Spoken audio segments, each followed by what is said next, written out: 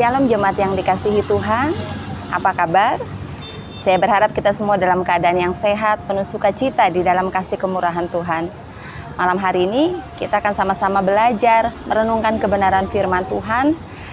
Kalau saudara suka dengan sebuah judul, saya beri judul Investasi Iman. Menarik ini, kita akan berbicara soal investasi. Hari-hari ini ada banyak sekali bentuk investasi yang kita dengar, bahkan ditawarkan oleh mungkin orang-orang terdekat dengan kita. Mulai dari bentuk investasi berupa logam mulia, atau berupa saham, atau berupa properti. Banyak sekali bentuk-bentuk investasi yang ditawarkan oleh dunia dengan keuntungan yang sangat menggiurkan sekali. Tapi sore hari ini saya juga tidak sedang menawarkan investasi kepada Bapak Ibu Saudara, atau saya mengajak Bapak Ibu Saudara untuk menyimpan investasi di tempat di mana saya berada, tidak. Tetapi hari ini kita akan mengupas bagaimana kita melihat investasi menurut Alkitab, begitu. Nah, kita akan melihat bahwa dunia seringkali menawarkan berbagai macam investasi dengan keuntungan yang sangat menggiurkan. Bahkan kalau kita belajar ilmu-ilmu bagaimana kita menginvestasikan uang kita, menginvestasikan harta kita, maka ada slogan yang berkata high risk, high profit, begitu. Jadi semakin resikonya tinggi, maka keuntungan yang kita dapat itu semakin besar. Nah, pada malam hari ini kita akan melihat apa kata Alkitab mengenai investasi, dan kita harus menginvestasikan apa sesuai dengan kebenaran firman Tuhan. Investasi tidak mengenal latar belakang kita.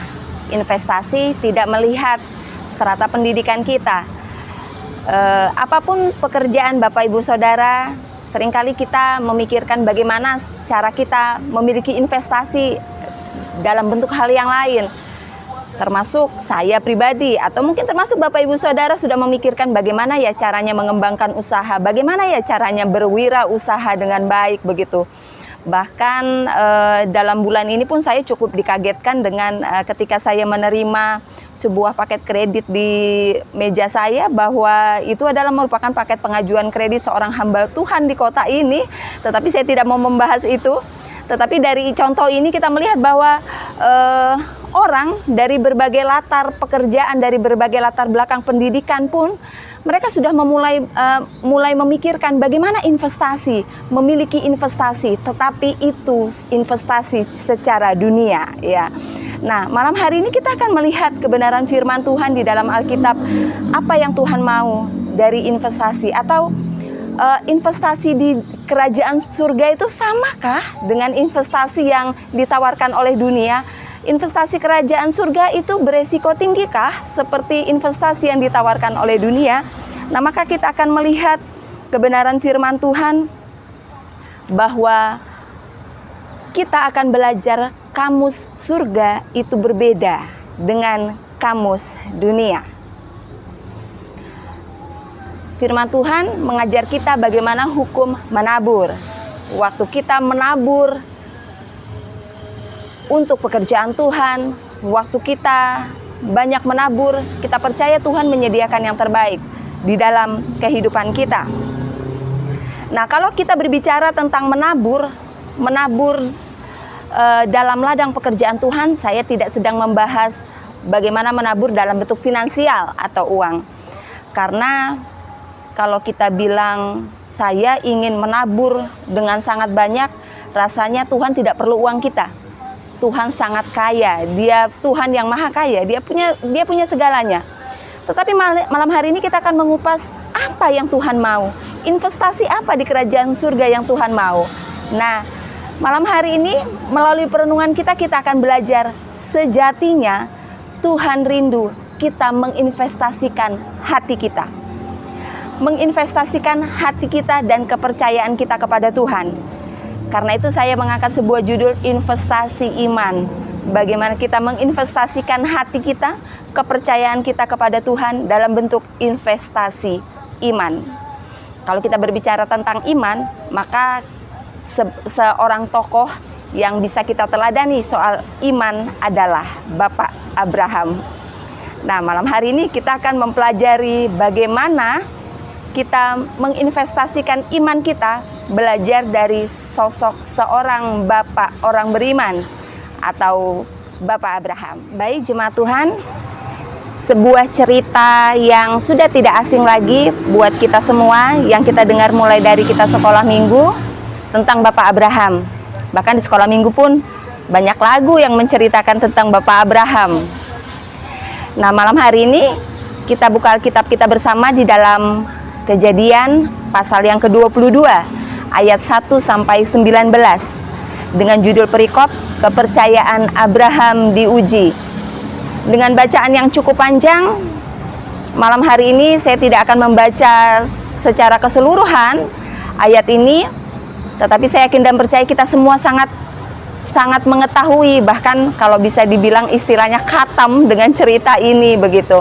Nah, saya pun menyampaikan tema ini tidak karena dalam minggu-minggu ini saudara-saudara kita sedang merayakan Idul Adha, tidak.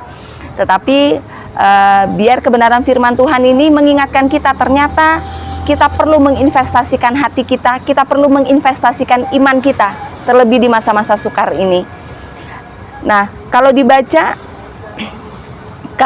di dalam Kejadian pasal 22 ayat 1 sampai 19, jemaat Tuhan sudah sangat mengerti bagaimana ceritanya ketika Tuhan menyuruh Abraham untuk menyerahkan Ishak, mengorbankan Ishak sebagai korban persembahan. Ishak adalah anak sulung, anak satu-satunya, anak tunggal Abraham setelah dinanti begitu lama, tetapi Tuhan memintanya.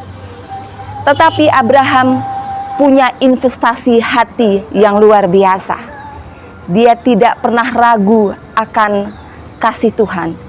Dia bukan orang yang menjadi ragu akan janji Tuhan di dalam hidupnya. Nah, malam hari ini kita meneladani bagaimana kehidupan Abraham, bagaimana Abraham punya investasi iman yang luar biasa, dan biar itu boleh kita miliki terlebih di hari-hari yang sukar ini buat kita semua.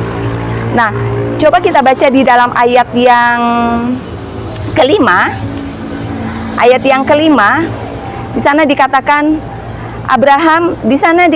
kata Abraham kepada kedua bujangnya itu, tinggallah kamu di sini dengan keledai ini, aku beserta anak ini akan pergi ke sana. Kami akan bersembayang, sesudah itu kami akan kembali kepadamu. Ada kata kalimat kami akan kembali kepadamu. Pada saat itu Abraham tahu bahwa ia akan mengorbankan Ishak anaknya. Jadi Abraham dan Ishak naik ke atas bukit Moria. Nah, seharusnya Abraham tahu waktu dia mengorbankan Ishak, dia waktu turun dari gunung seharusnya sendirian. Tetapi dia berkata kepada dua bujangnya, tinggallah kamu di sini, aku beserta anak ini akan pergi ke sana, kami akan sembayang. Sesudah itu kami. Abraham mempergunakan kata kami, bukan aku, bukan saya.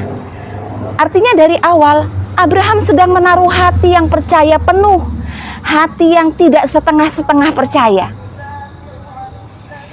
Jadi poin yang pertama, bagaimana investasi iman yang diajarkan kepada kita semua melalui kisah Abraham adalah percaya penuh kepada Tuhan, memiliki investasi iman yang luar biasa, memiliki kepercayaan yang tidak tanggung-tanggung, tidak setengah-setengah.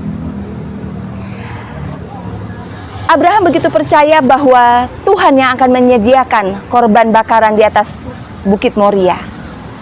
Karena itu dia berkata bahwa kami akan kembali. Selain di ayat yang kelima, kita akan melihat di ayat yang ke-8.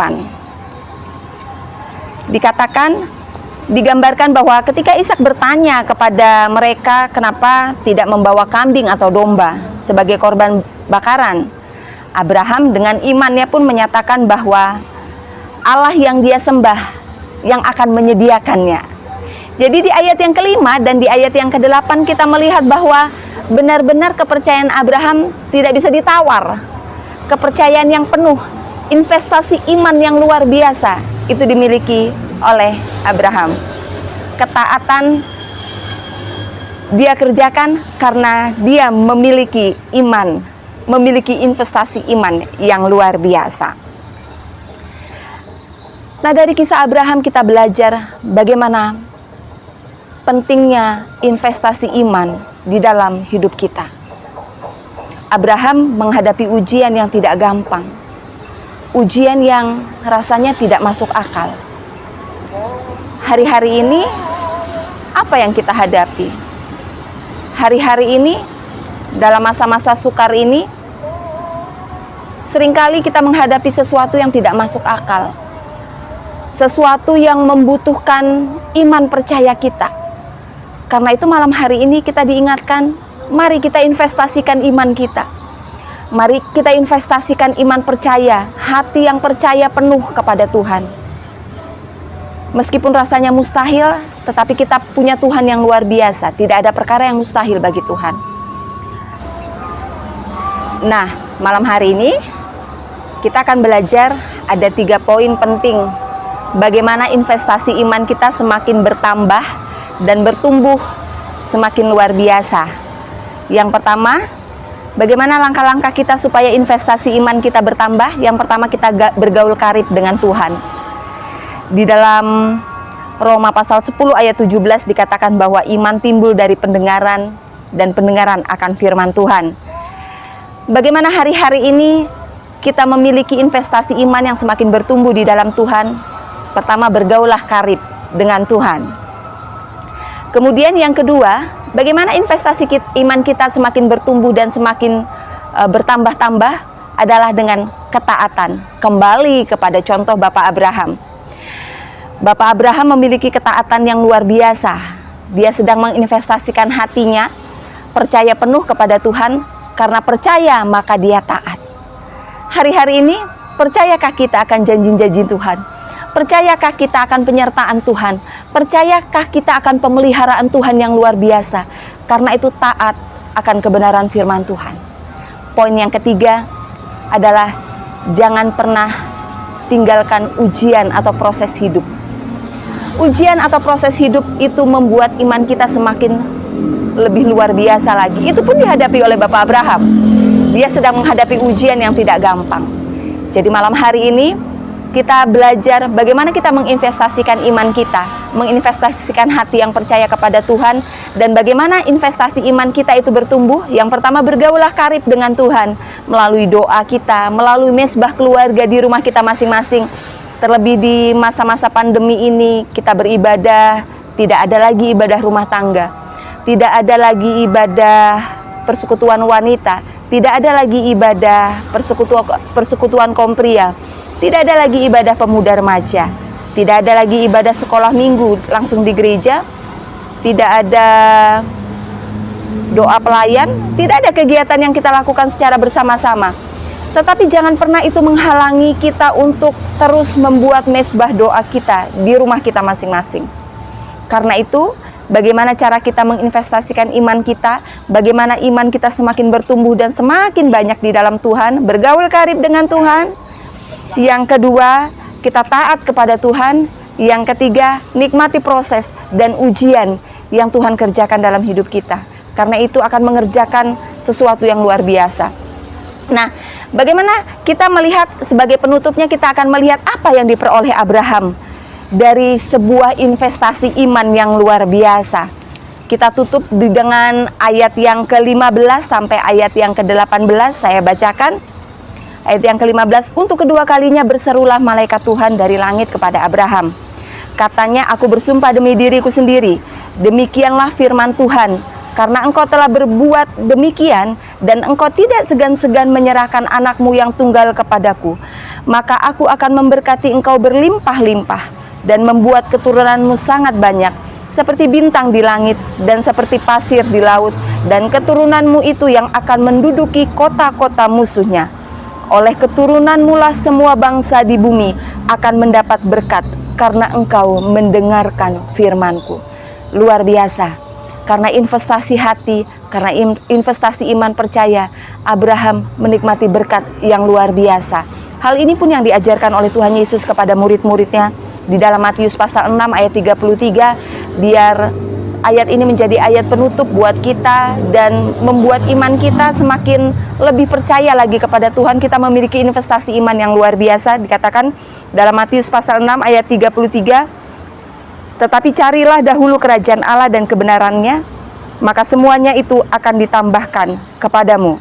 Seringkali kita hanya berfokus pada bagaimana ya cara Tuhan menambahkan, bagaimana ya cara Tuhan memberkati. Tetapi kita lihat dalam ayat ini di Matius pasal 6 ayat 33 dikatakan, tetapi carilah dahulu kerajaan Allah.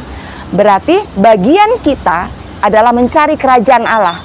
Porsi kita adalah mencari kerajaan Allah. Maka porsinya Tuhan adalah memberkati kita dan menambahkan itu kepada kita. Menambahkan semuanya, memberkati dalam segala hal, tidak hanya sekedar finansial, tetapi Tuhan memberkati kita dengan luar biasa waktu kita mencari kerajaan Allah. Karena itu malam hari ini, jemaat yang dikasihi Tuhan, firman Tuhan mengingatkan kita, mari kita menginvestasikan iman kita, menaruh hati yang percaya penuh kepada Tuhan, dengan bergaul karib dengan Tuhan, dengan hati yang penuh taat, dan mencintai proses dan ujian yang Tuhan izinkan terjadi dalam kehidupan kita. Maka kita akan melihat semuanya akan Tuhan tambahkan dalam kehidupan kita. Carilah dahulu kerajaan Allah dan kebenarannya, maka semuanya akan ditambahkan dalam hidup kita. Amin kebenaran firman Tuhan, dan biar kebenaran firman Tuhan ini semakin menguatkan kita untuk lebih hari kita lebih percaya, lebih hari lebih setia, lebih hari lebih cinta kepada Tuhan. Investasikan iman kita, investasikan hati kita. Tuhan Yesus memberkati. Shalom.